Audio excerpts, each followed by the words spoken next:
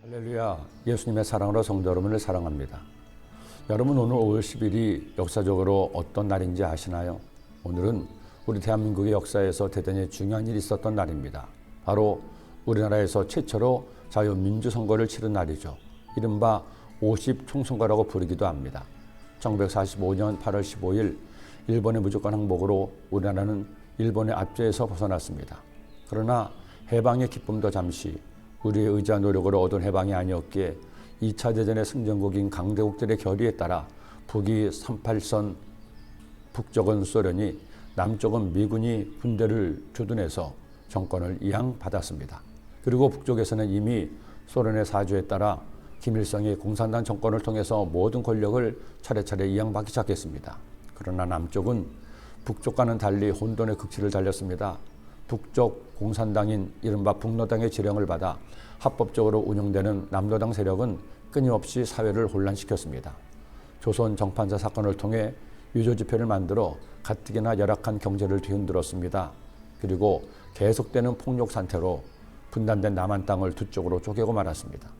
하지만 이런 혼란 중에서도 유엔의 승인하에 마침내 1948년 5월 10일 남한만의 국회의원 총선거가 열렸습니다.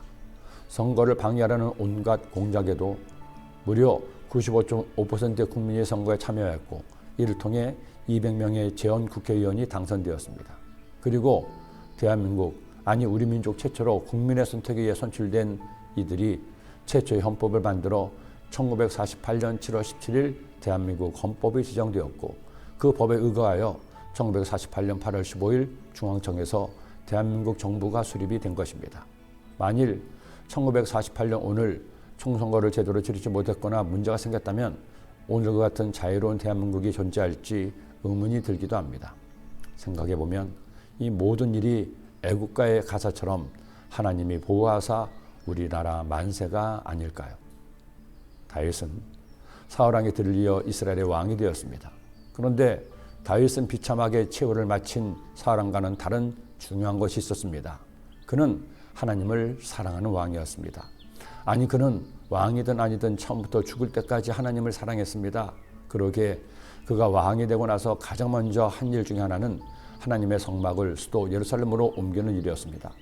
그것도 처음에 옮기려다가 사람들이 죽어나가자 포기했지만 그는 또다시 도전했습니다. 그리고 마침내 하나님의 성막을 거룩한 성 예루살렘에 세우게 한 것입니다.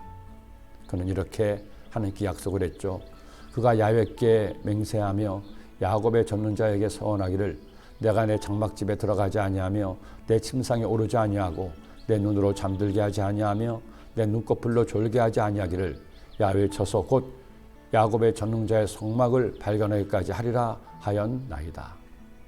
성막을 옮길 때까지는 자신을 위해서 아무것도 하지 않겠다는 것이었습니다. 그리고 마침내 그의 서원대로 하나님의 거룩한 집을 예루살렘으로 옮긴 것이죠. 야훼의 계를 맨 사람들이 6걸음을 가매 다윗이 소와 살찐 송아지로 제사를 드리고 다윗이 야훼 앞에서 힘을 다하여 춤을 추는데 그때 다윗이 배에 에봇을 입었더라. 다윗과 온 이스라엘 족속이 즐거이 환호하며 나팔을 불고 야훼의 궤를 메어 오니라. 여러분, 다윗의 기쁨이 느껴지나요? 하나님을 사랑하는 다윗의 마음이 보이시나요? 하나님은 다윗을 사랑했습니다. 그래서 하나님이 기뻐하신 일이 그의 기쁨이 되었습니다. 그처럼 하나님을 사랑해서 하나님을 기쁘시게 드렸으니 하나님께서 어떻게 가만히 있으겠습니까? 그에게 놀라운 복을 주신 겁니다. 그로 이스라엘의 왕가를 잇게 했습니다. 그의 후손에서 예수 그리스도가 오게 하셨습니다. 그의 별이라고 일컬어지는 다윗의 별이 지금도 이스라엘의 국기에 나비꾸고 있습니다.